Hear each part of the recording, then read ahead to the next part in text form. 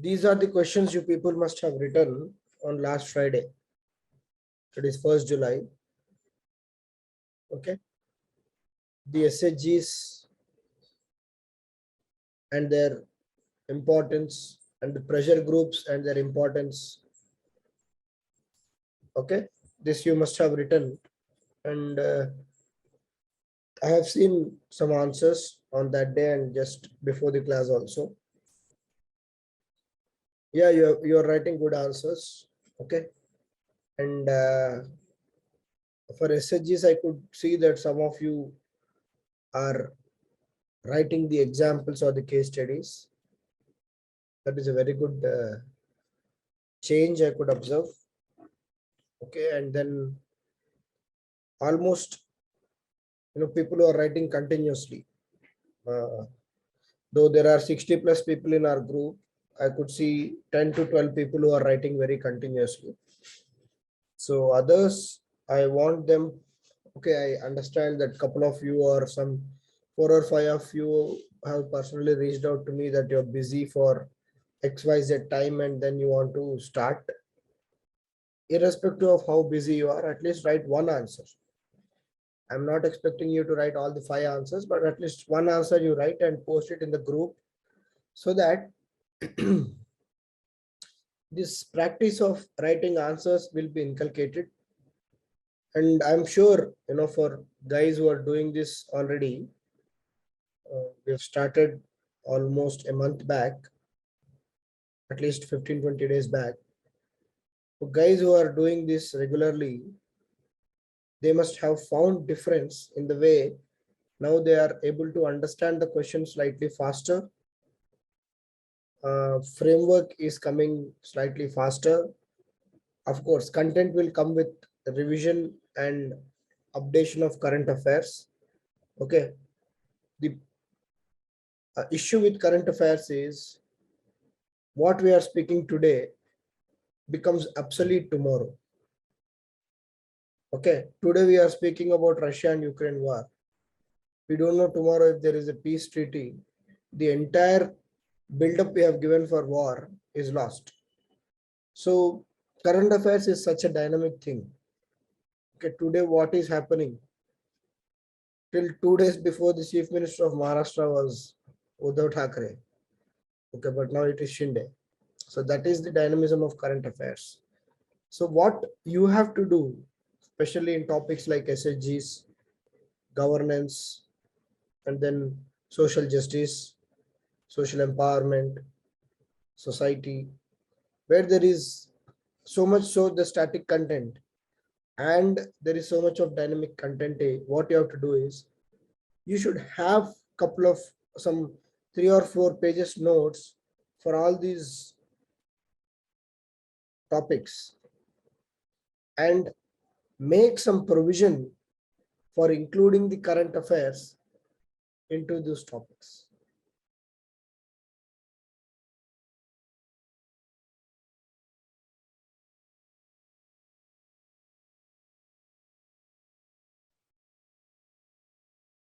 So when you include the current affairs into your notes, it will add examples. Okay, because what many people fail to do is they have the static content. 1 minute, Sriram.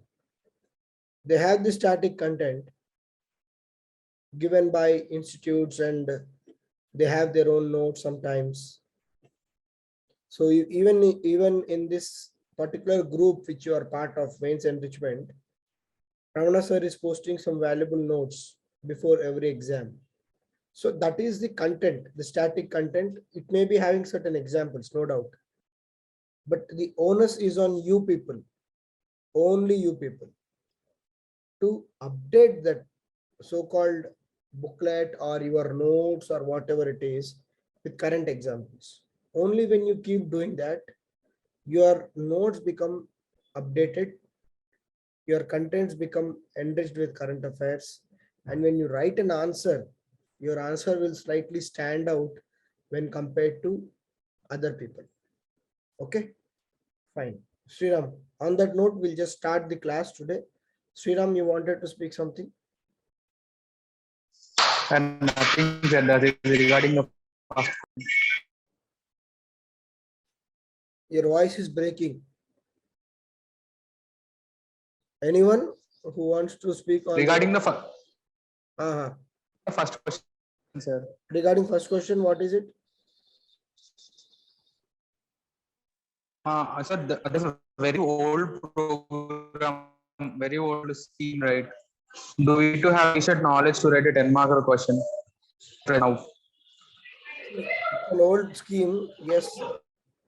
It's an old scheme, and then okay, at least one thing is, even though it is an old scheme, if you can write an answer to that, because sometimes UPSC tends to give current affairs of 2 to 3 years old.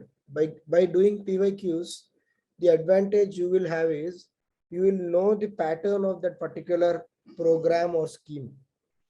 Okay, what now if some question comes on JAM, Jandan Aadhaar and mobile, it was JAM is almost in the first phase of Narendra Modi's first government around 2015. Today we may not expect questions on JAM because the JAM got implemented and sufficiently JAM is now expanded, and now the JAM is being used to provide the DBT, direct benefit transfer, to many people in many schemes, including your Ujjwala scheme, so on and so forth. But when we know that there is JAM and then we know the continuity of JAM, we can still mention it as an example that because of this initiative, that Jandan, Aadhaar and mobile and Jandan accounts have been created in crores, and these accounts are now being helpful in implementing the DBT. Okay, fine. So first question, it's an old scheme because basically this self-help group bank linkage program was under the guidance of an institution called NABARD. Okay, NABARD is famously the National Agricultural Bank, a National Bank for Agriculture and Rural Development. It is the exact expansion of NABARD. So basically, NABARD is a bank which mainly focuses on improving the primary sector of the country. What is the primary sector? Agriculture and allied activities. So it's basically focused on that sector. Along with that, rural development. So SHGs obviously are poverty alleviation and self-employment programs. So NABARD was linked to this particular SHGs so as to ensure that SHGs are empowered and the poverty which is very much prevalent in the rural areas is mitigated or alleviated, and also women empowerment is ensured. So what would be the framework of this answer? What will be the framework for this answer? Anyone framework? So yeah, one good thing what I'm seeing is you guys are getting the framework reasonably good and reasonably within line of the demand of the question. So for guys who are writing regularly, just tell me, is there any difference in your thought process now when you see the question or not? Yes, sir. So you are only in the beginner stage now. When you do it for various subjects, okay, and these are actually the difficult subjects. So myself and even Ramana sir were speaking the same thing just 2 days before, that when you do this for difficult subjects initially, your brain gets tuned, and then your history, geography, polity, economy, all the static subjects will come over. Then you will feel so much happy that by just seeing the question you are able to frame the answer. Content is, see, content is something which is very dynamic for these kind of subjects, these kind of topics. I hope you understand, because I always make the disclaimer, because even the DNA is being done by Kalyan sir to you people. Even by while following DNA, I think you will be appreciating that current affairs of today may become obsolete tomorrow. Okay, but for some topics there will be continuity for years together. Okay, SHG is even a very relevant topic even today. So like that, updating the notes and content with examples is purely your responsibility. Okay, what we are discussing in July, don't expect the same content in December and say that yes, in that class Nishant sir has said this particular answer is having this content, so I'll write it in 2022 or 23 mains. No, that's why my focus is always on the framework, then arriving at the core demand of the question as soon as possible. Why I am giving this disclaimer? Because I'm definitely sure that 90% of you are very matured enough that you'll understand that the content is very dynamic, and what we are discussing today may not be applicable tomorrow. Some of you may be thinking that the model answers which Nishant sir is giving today are very much apt, and then we will, whenever given a chance or when we are writing, we'll try to reproduce them. So model answers are based on today's scenario. Model answers may change some 1 month later, especially with related to topics which are having significant impact of current affairs. Sriram, am I making sense? Yes, sir. Okay, so that effort should be from your side. That's why we are giving time every between modules. Going forward also, we'll give 2 to 3 days time, so that the exercise which I am saying has to be done by you and implemented. Okay, right. So for this question, very good. I have seen Bhaskar has given certain guy, and then yeah, Jitender's framework is something which I would go with. Intro, basic scheme details, impact on poverty alleviation, impact on women empowerment, and then finally give some examples and conclude. So basically what, okay, I was just seeing some questions. Someone whom I have not discussed in the last class. Please write your names, okay? Because when I open it in the laptop, your name is visible in the Telegram group. For example, when I come here, I can see Bhaskar Reddy, Vasavi and all here. But the moment I click Vasavi's answer script, it opens in the new window and I am unable to see the name. Just one line on top of, on right side here, on right side of your this thing, you just write a name. Okay. Of course, that is not allowed in the final UPSC. Don't take my suggestion as it is and go and implement it in UPSC. Whose paper is this by? Now I have to ask you to volunteer also. Whose paper is this? Are they in the class? I think I have seen the class attendance and then only opened it. Whose paper is this? Arvinda? Yes. Okay. My memory is decent. Fine. Okay. First question, the self-help groups SBLP, which is India's own innovation, has proved to be one of the most effective poverty alleviation and women empowerment program. So even in your model answers, all I am trying to concentrate is if you have got your framework right or not, unless your content is completely, or partially outdated, or it's not relevant, I'm not going to comment particularly on the content, because content is something which is changing from people to people. The only thing which makes sense to me is the framework. The examiner is going to award a lot of marks to framework, and the presentation is important, and then the content comes very much in line with your presentation and framework. Okay.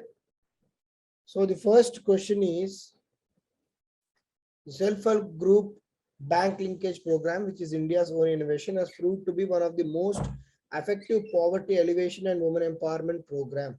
Yes. So basically, the introduction says the action research program carried out by NABARD. Yes, you have to start that. It is basically under the supervision of NABARD. And as Sriram said, this is an old scheme. Okay, so you are writing an answer for it after 7 years. So much has changed. Okay, and of course, like other schemes, there is no much continuation for this. So what you need to write, it's only that for this particular question, it's like a typical answer practice. Okay, if then you have to go back to 2015, and if at all you are asked this question in 2015 mains, what would be your answer? So that should be your mindset.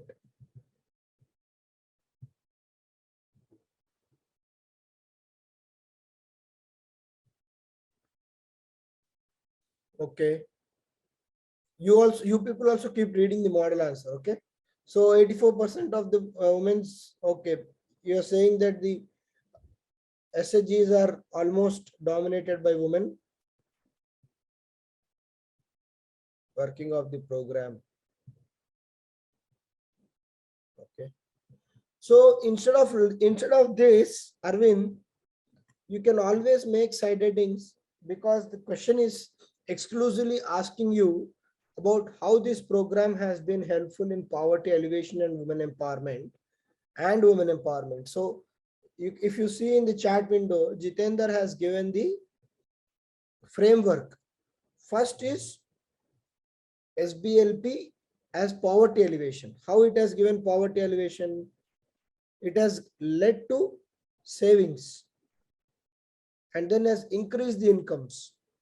Okay, just let me see my model answer.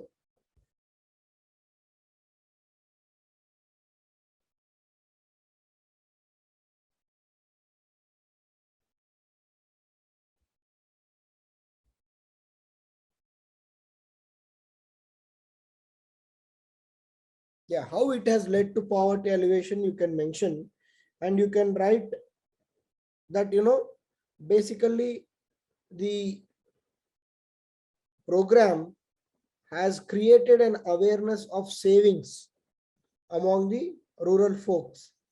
Savings, having certain money in the banks. Okay, and they are now assured of minimum wages. Okay, they are assured of minimum wages, and now they are empowered. Okay, these are the positive aspects. Okay, and also by having money, they are able to meet their socio-economic needs like housing, education. So that's a good point. Okay, and then the empowerment side is, what is women empowerment? How women have now became independent in their families. First thing, their value and their decisions are now valued in the families. Now they are able to concentrate better, because now they are aware of what is the importance of education and other parts. They are now able to concentrate on the education of their children. Okay, and some of the women have gone on to become very good entrepreneurs. Some of the SHGs have become very good cooperative societies, and the empowerment of women was so much so that they have gone on to become the political representatives at the grassroots level and also at the state level. And then you can give our popular examples. So that is the demand of the question. And then conclude saying that while the SBLP program has definitely empowered the SHGs to become self-sufficient by poverty alleviation and women empowerment, the need of the hour is to further handhold these institutions, as it is seen that the progress of this institution has not only had direct impact on the economic aspects but also the social aspects of the rural life, where the caste system, other aspects are challenged. Clear?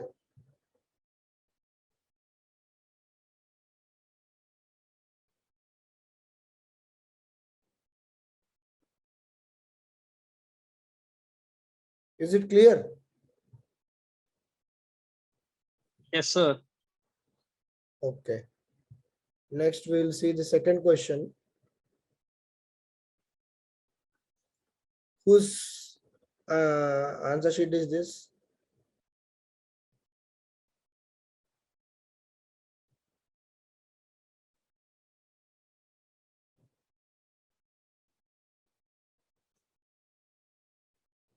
Is it a 150 word or a 250 word, Anil? Sriram, was it 150 or 250 word? Sir, we didn't check the paper. I think they're not giving. You have to check with the official paper, sir. Okay, fine. That like anyway, whatever the question may be, the space provided was 2 pages only, sir. Okay, okay, fine. I'll from the next exam, I'll request sir to give 3 pages for 250 words and 2 pages for 150 words, so that the approach will be slightly different for 150 words and 250 words. Okay, because in 250 words we tend to write certain other aspects of the point, a question or the demand of the question, but in 150 words it is like straight away hit the core demand of the question and then give the proper framework and come out. So the question is like this: microfinance as an anti-poverty vaccine is aimed at asset creation security at the rural poor in India. Evaluate the role of SHGs in achieving the twin objectives of along with women empowerment in rural India. Don't you find similarity between first and second question? How many of you are finding similarity in the first and second question? It is just like the question is reframed and the emphasis is on microfinance in this particular aspect. But even there, what was the role of NABARD? It was granting loans to SHGs. Again, it's part of microfinance. And here also it is asking you about the twin objectives. What are the twin objectives? Poverty mitigation also is one of the objectives.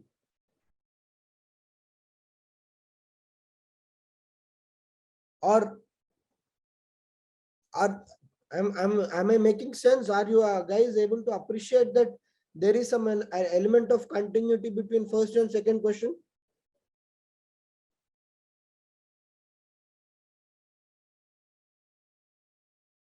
Yes. So what you need, Yes, sir. what you need to do is, if you remember, most of you have attended my history classes where we have done question answers through and then some of you have attended my politics also. What we are trying to understand there is the demand of the question is just being rephrased by emphasis on certain aspect of the scheme or the particular SHG here. What is happening is SHG is a very standard thing. The impact of SHG or the impacts on SHG to take it to next level is something which is being emphasized time and again. Okay. In that aspect, so what is the framework for this question?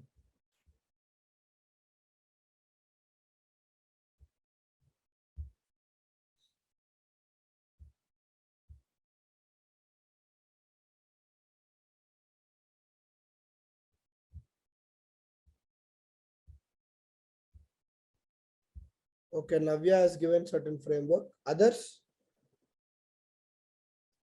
What is the framework for this question?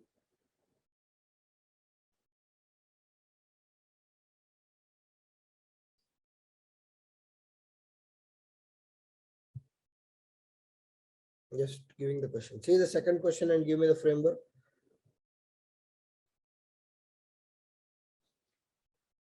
Microfinance as an anti-poverty vaccine is aimed at asset creation. Okay, asset creation, security of rural poor in India. So that's a statement. Evaluate the role of SHGs in achieving the twin objectives along with women empowerment. So what are the twin objectives they are referring to here?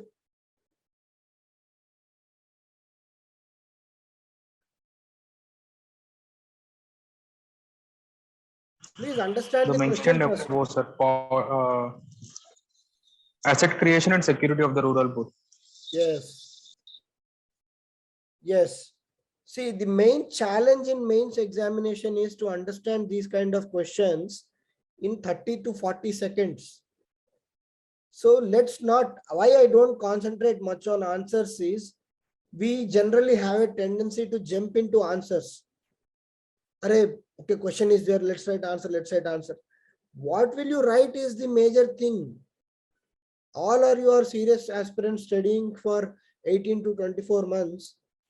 No one is having any depth of content. Ranker 1 and ranker 300 will have same content. Even this thing I'm trying to say on record, because I've seen everyone right from rank 1 to 300 in the close quarters. So we all know what is the knowledge level of each other. So knowledge wise, everyone is on the same platform, especially people who are writing mains, serious mains, and after mains to interview. But the major thing what people with so-called single digit or double digit ranks must have done properly is understood the demand of the question, make a proper framework and write relevant content, and then come out of that question. That you need to practice like a robot. Day in, day out, day in, day out, day in, day out. So much so that I still say that in the 3 hours of the mains examination, there is very little effort of your mind, because by the time your mind memory is very much there. Okay. So for this type of questions, especially social justice and development, current affairs oriented and challenging subjects, because in history or polity, what is Article 14? There is only so much so that you have to understand that question. When was the first battle of Panipat? You have to only understand the question to that extent and just modify the content. But here the demand is only to, the challenge is to first understand the question. They are asking you twin objectives. What are the twin objectives? Twin objectives are income security and poverty mitigation. Yes or no? Yes, sir. Okay. So when you understand this demand of the question, and then the third part of the question is empowering women. So obviously this has to be a 250 marker to my knowledge, because the question is asking you various facets or various dimensions. Okay. Then you can start off by 3 or 4 lines or maximum 5 lines of introduction. Then come to the role of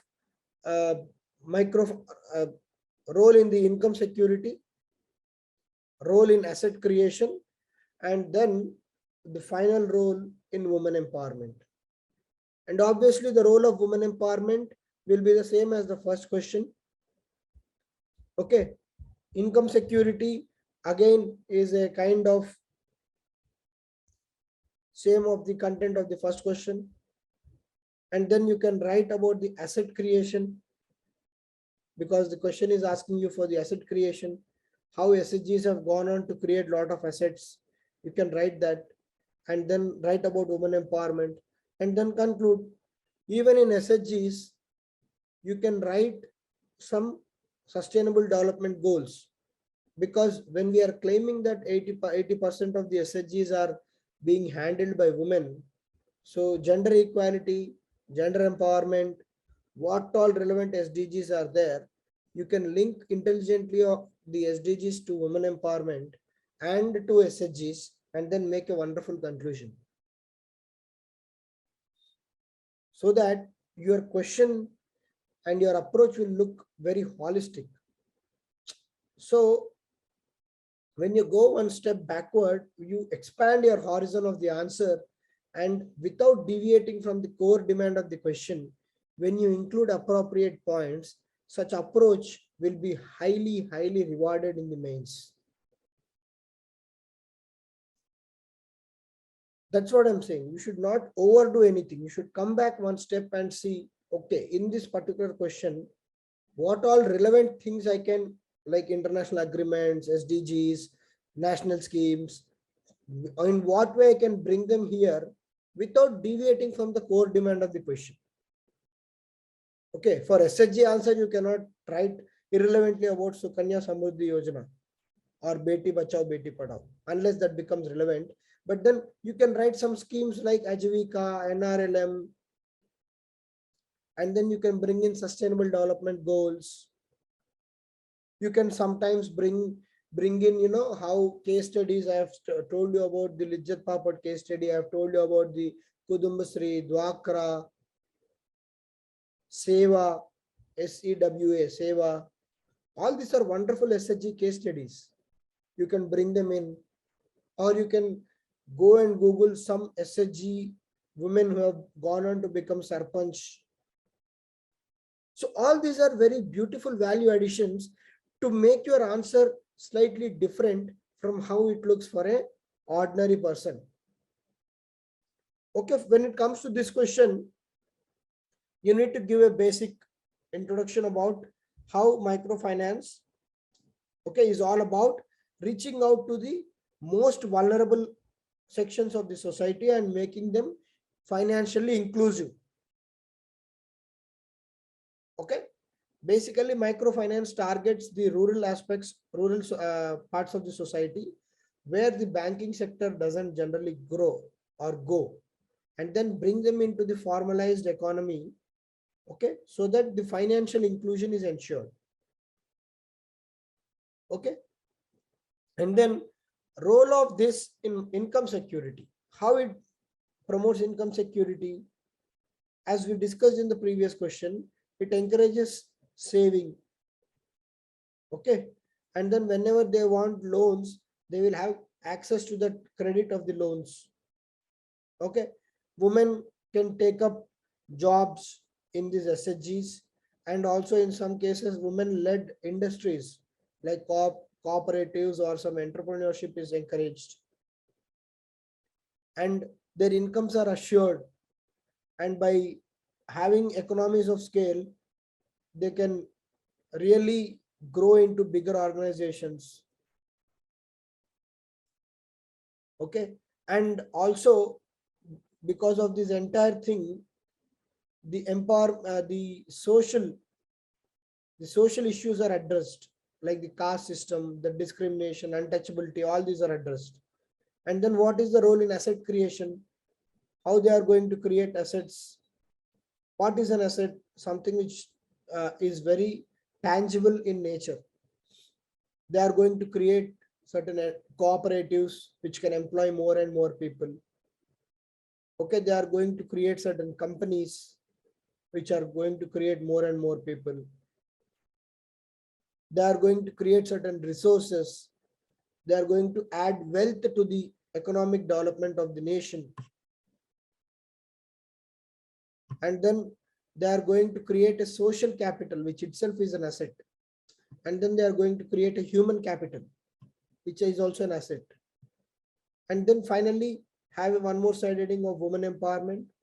Women empowerment, it's again very social, very standard clauses or the standard things which we have. One is the having better say in the families, having financial independence. Many women are becoming entrepreneurs, thereby they are overall qualification or skill is increasing. And then you can write how these women are having more literacy, because when they participate in SHGs, they are turned to make their families more literate, and they themselves also sometimes get educated, and how the political empowerment is being ensured. And you can write that, you can again see in the conclusion, sometimes you can write proper quotes also. As it is said, if you educate a woman, you educate a nation. SHG as a scheme or a system has multiple angles of empowerment, and hence the need of the hour is to encourage and ensure that the engine of SHGs keeps running with proper support system, and will be helpful in the overall progress and prosperity of the nation.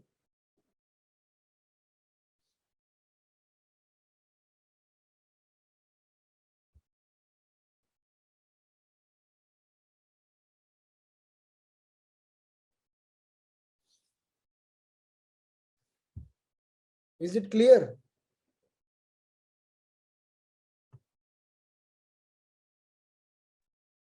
Yes, sir. Anil, so coming to your answer now.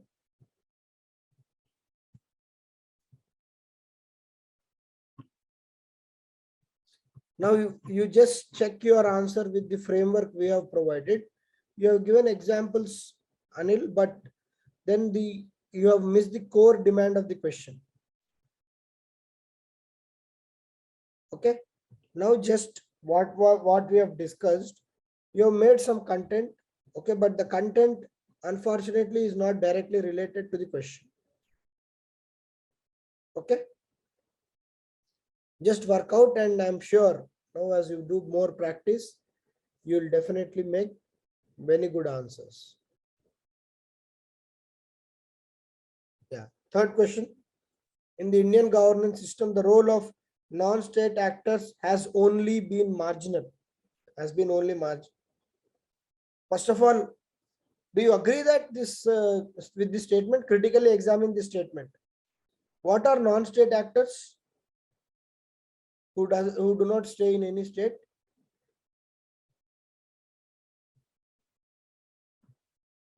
Who are non-state actors? We know movie actors, but who are these non-state actors? Hmm?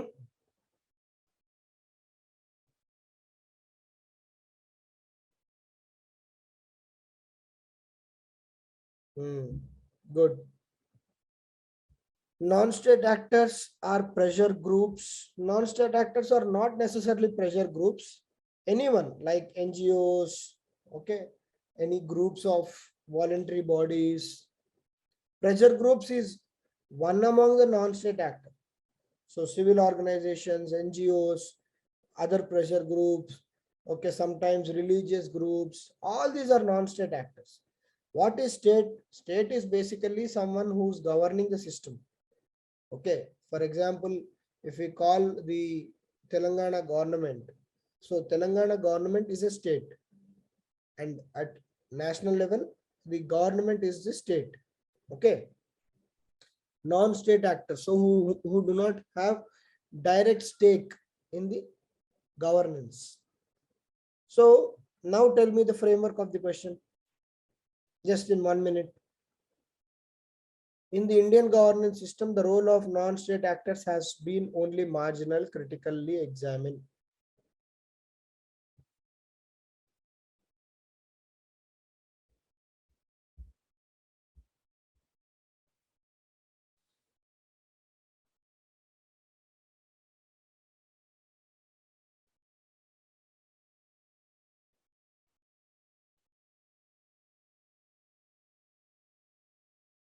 Yes, please. What is the framework?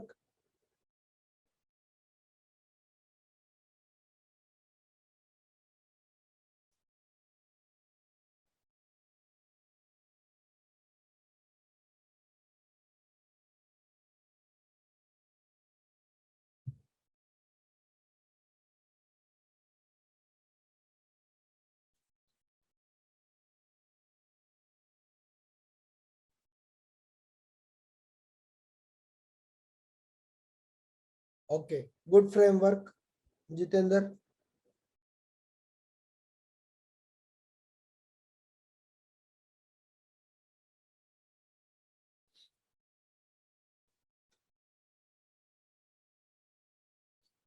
Can you make some better this thing, because directly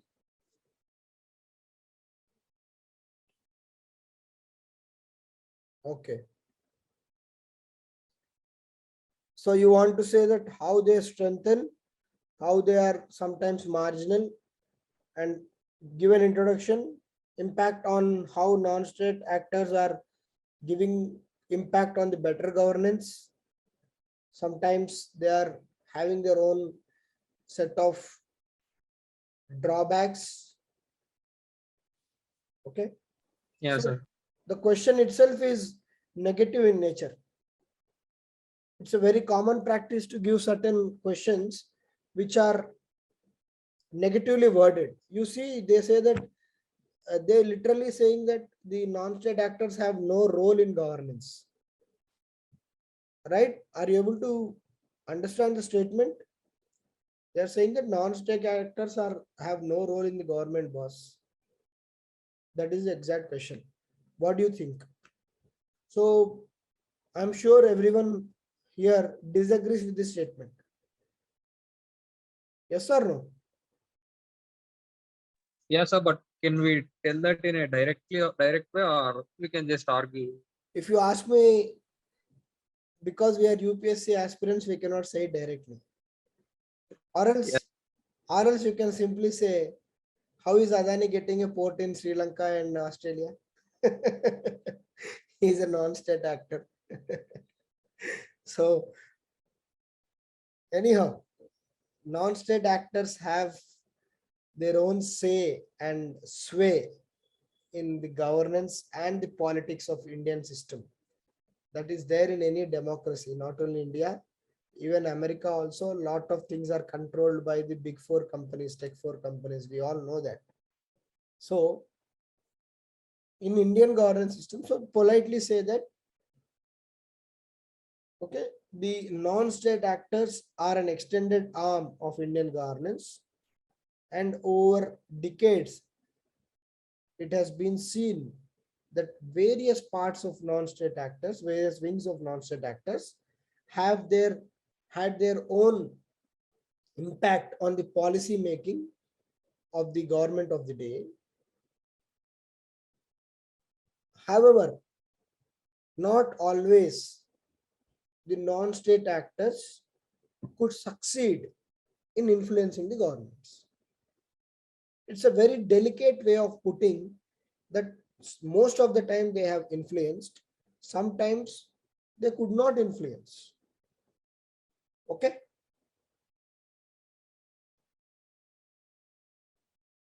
First is, if they have influenced, you write the examples of how they have influenced or impacted the governance. What would be the best example?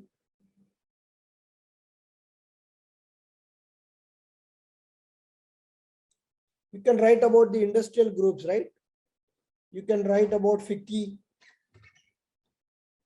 You can write about the Chamber of Commerce Industries, CCI. You can write about NASCOM, an IT platform where many IT industries have come onto a stage and continuously persuade government to give various concessions, subsidies. Even the FICCI is also like that. FICCI. FICCI means FICCI. It's a group or forum for commerce industries to come together. Industrial platform it is. It influences the economic policies. You can see that Nirmala Sitharaman, before making the budget presentation, meets with the representatives of FICCI. Did you ever notice that? So she takes their inputs into consideration. Okay, and then you can talk about various NGOs like Greenpeace, which is trying to shape the policy of government with regard to development projects. Greenpeace International, an environmental NGO. You can write the example of Greenpeace, no harm at all. Okay. And then another NGO called Center of Environmental Research in Delhi. It continuously guides government with regard to its environmental policies. If some policies are not in the interest of sustainable growth, it makes long articles and pressures the government to change those projects or something of that sort. And then you can write about the MKSS, Mazdoor Kisan Sangathan Sansthan. What is it famous for? MKSS? What is MKSS famous for? Recently, farmer protests. No, in 2005, I am giving you a hint. 2005, MKSS was very famous, became very famous. What is 2005?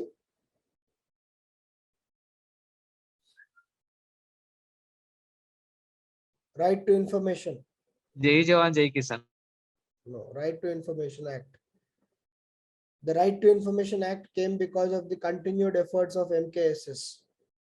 Okay, so all these things you can write on the positive aspects of and this thing, and you can even write about the farmers and their impact, farming groups, how government goes on to announce the MSPs and other parts.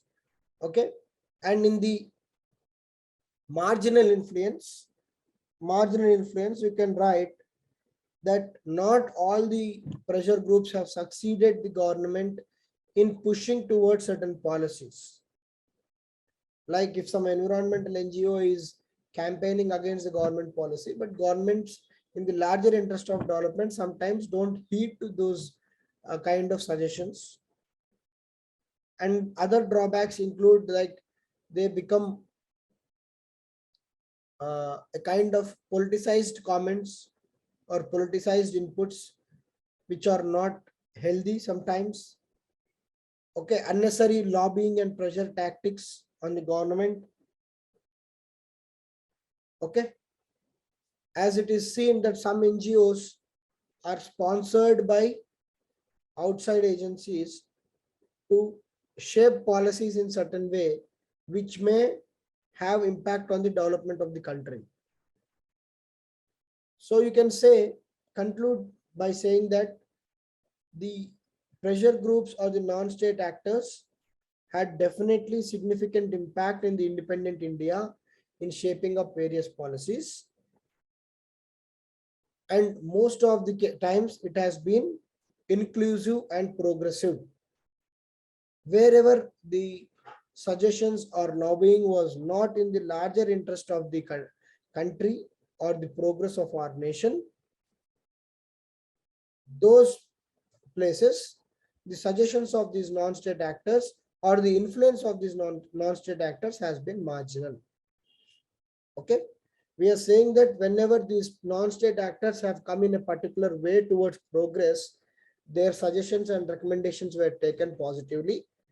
When they were not in certain progress or were against the development, they have been marginal. Understood our stand?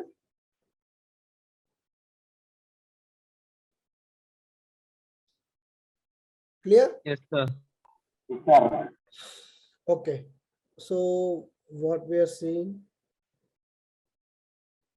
whose answer sheet is this?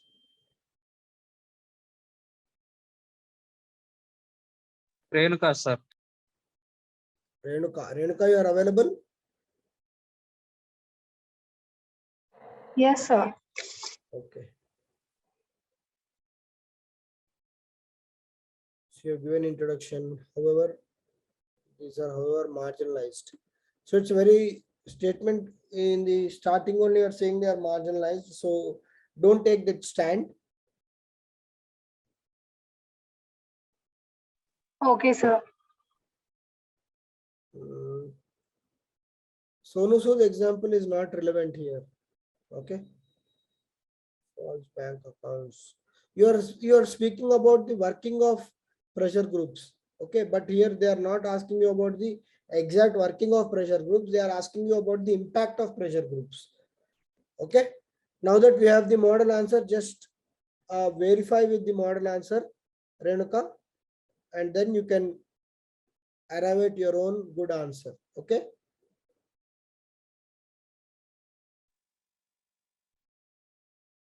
Okay, Renuka. Yes, sir. Fine. What are the methods used by farmer organizations to influence policymakers in India, and how effective are these? Again, I think fourth question is just a subset of third question. Is everyone agreeing to it or not? Yes, sir. Farmer organizations are one among the many non-state actors. Yes, Jitender? Why it was asked in 2019, we all know.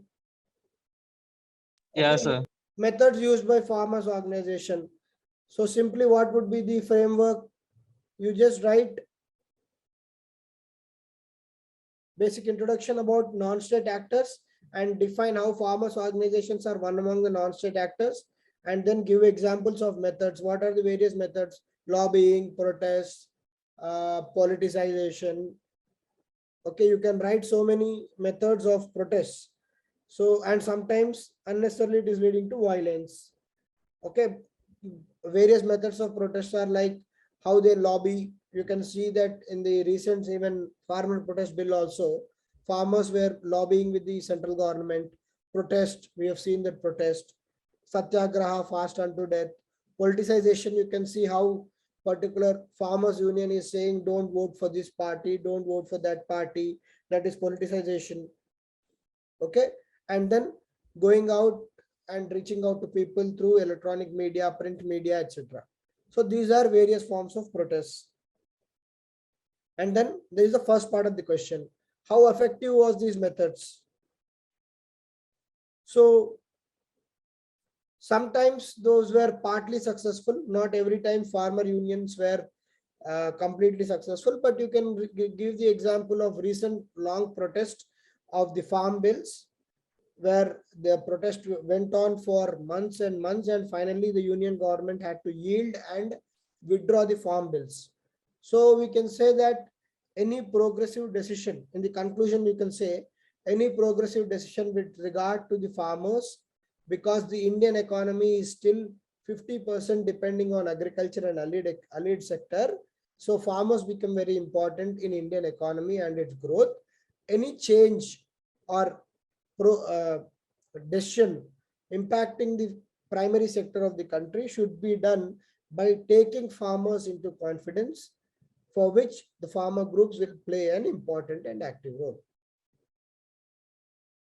Is it clear?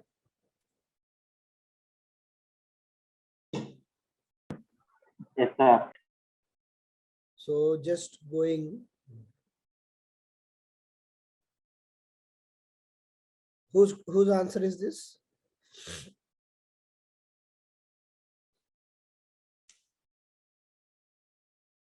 Please write names. It becomes very difficult to keep asking whose answer is this.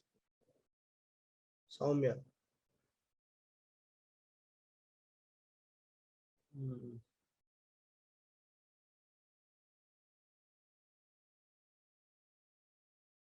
You need not write heading at the starting, Soumya. You can simply write farmer organization refers to.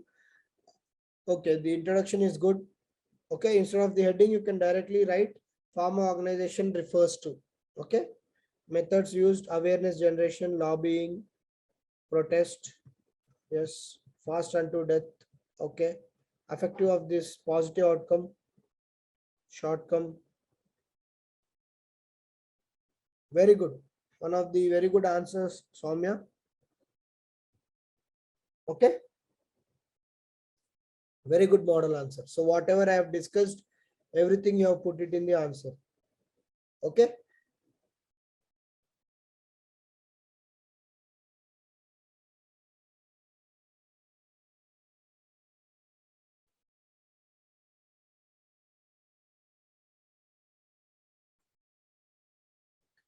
I think this is Navya's answer, right?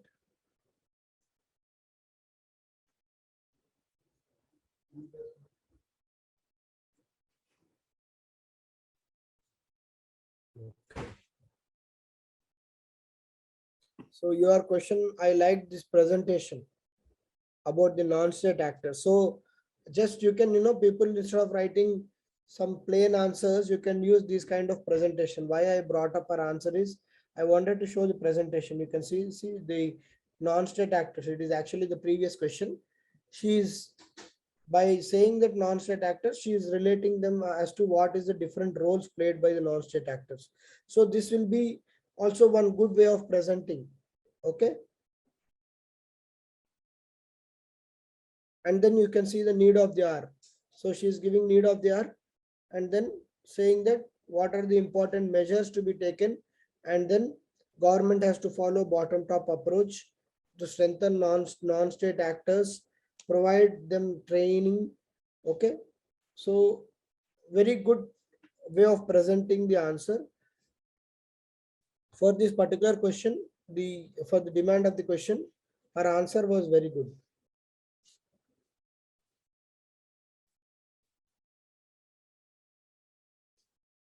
Whose answer is this?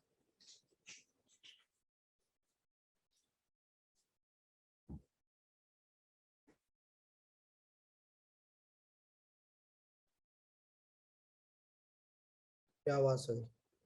Again, this answer also was good. Okay. So you have covered all the points. Okay. So when you make side headings, it becomes really good and very this thing. Okay. The conclusion can be slightly better. Vasavi. You can write as to how the approach should be more inclusive. Okay. I have picked up this answer to just show the conclusion part.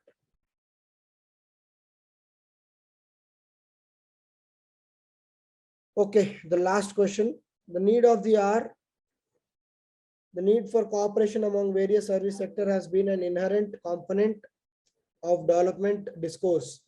Partnership bridges the gap among the sectors. It also sets in motion a culture of collaboration and team spirit. In the light of the statements above, examine India's development process.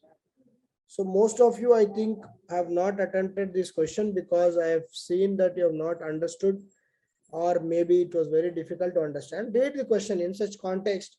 Read the question 4 or 5 times and you will be easily able to make out. Yes, Jitendra, you got that. You got the core demand of the question right. You can see, you don't get scared by 4 or 5 line questions. Those will be generally simple.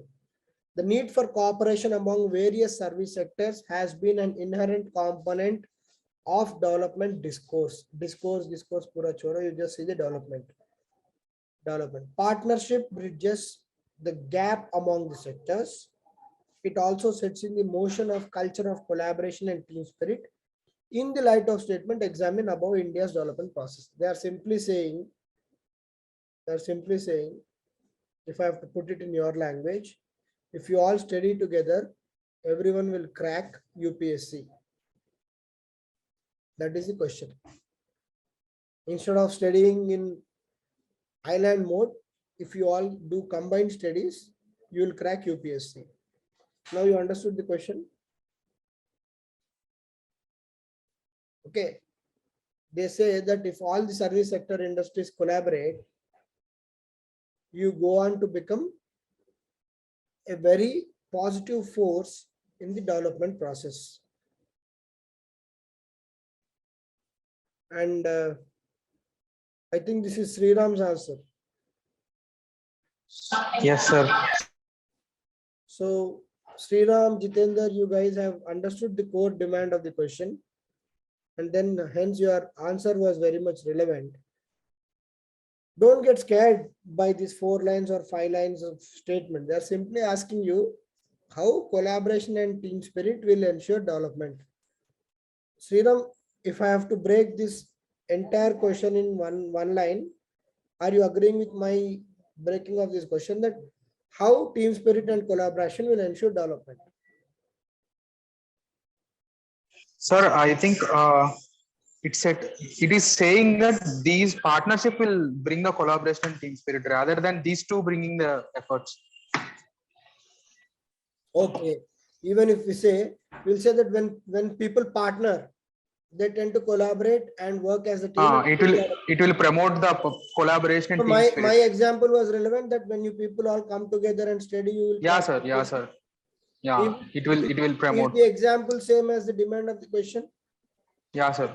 So collaboration and team spirit comes with partnership. Okay, so just going one step backward, the question is when you all come, when there's a partnership, there tends to be collaboration and team spirit, which brings development.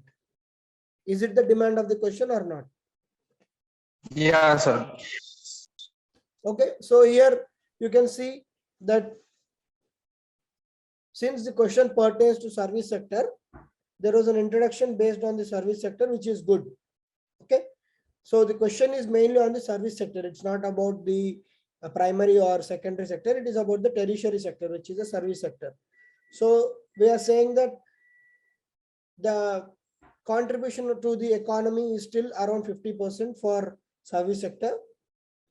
Okay, and then there's one beautiful word he has used. He's saying that in the context of integrated economy, when this particular sector blooms, it has multiplier effect.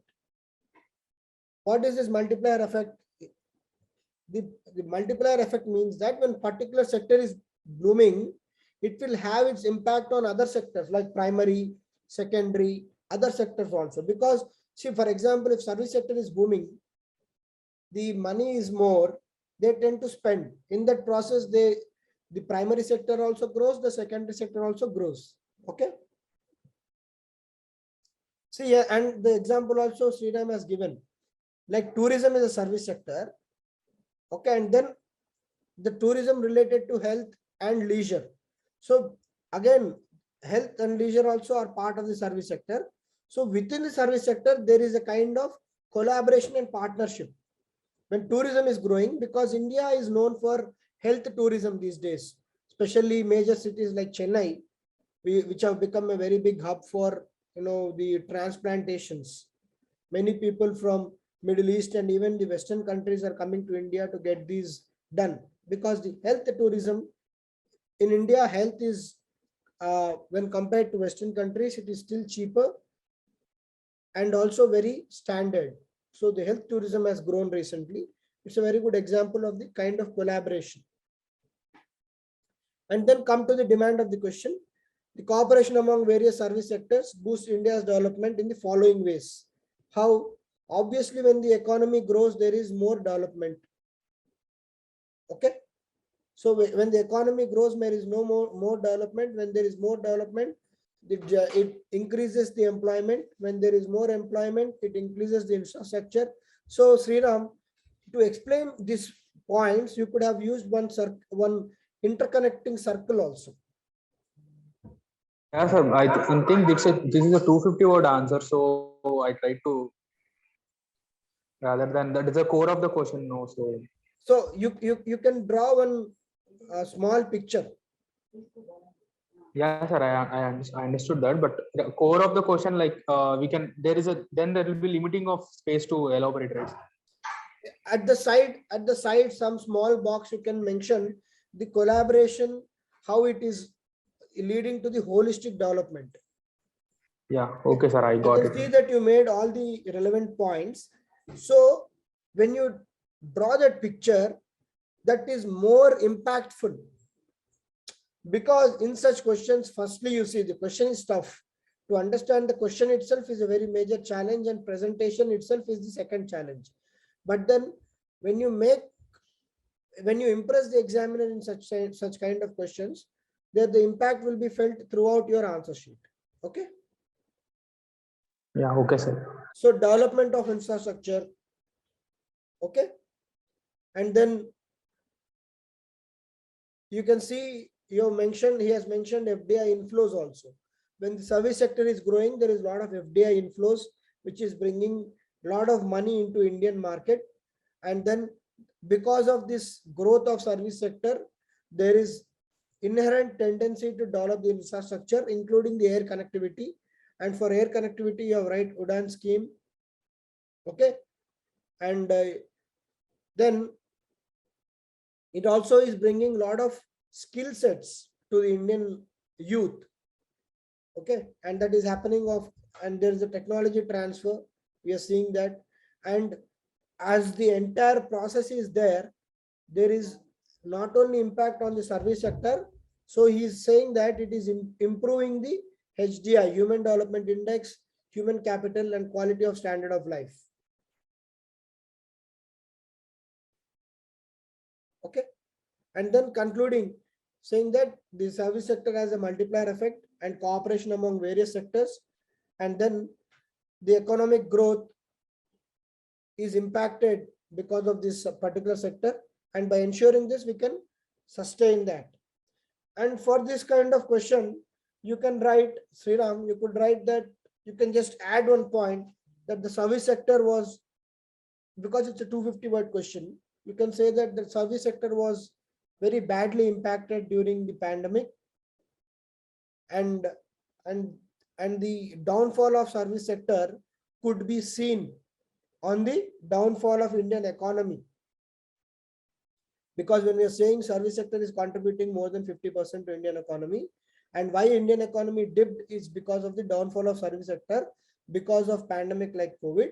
The need of the hour is to again bring in that partnership through which the collaboration happens and the team spirit is achieved, where the various segments of service sector like tourism, health, education, and even the IT sector, all these are coming together so that it will create the same kind of lively atmosphere towards the towards the nation's growth once again. So that brings in an angle that the impact of service sector. You're saying that the service sector had a downfall during COVID, and hence it had an impact on economy. And when we bring again the service sector back into the picture, we are again ensuring that this multiplier effect is ensured and the economy and the growth of the nation is taken care. Clear, Sriram? Yes, sir. So that's what, there are only two pages given, so I have to restrict myself to the one dimension. Okay, you have written around 180 words, but you can, Yeah, sir. because it's a bigger question, even if it's a 150 word question, in the conclusion or somewhere you mention that. Yes, sir. We can also mention the $5 trillion economy. Yes, we are aspiring to be. Now we'll never. It's a distant dream. Yeah, but we can we mention are as still from the aspiring. government perspective. Yes, we are still aspiring. So we'll keep aspiring at least till 2024 elections. So no problem. You can write that, and how the 5 trillion economy is the backbone for 5 trillion economy is the service sector. Yes, sir. Okay, when you bring certain dimensions like that, you just go back and see as an examiner, you have written very good points. And when you are connecting that points with the very current example of pandemic and then giving out some solution and even writing your own example of 5 trillion economy, these all make very good points. Okay. Is it clear? Everyone? Yes, sir. Okay, fine. So again, we'll meet tomorrow evening, as it is 9 p.m. So keep writing answers, and yeah, just enjoy your Sunday. Okay.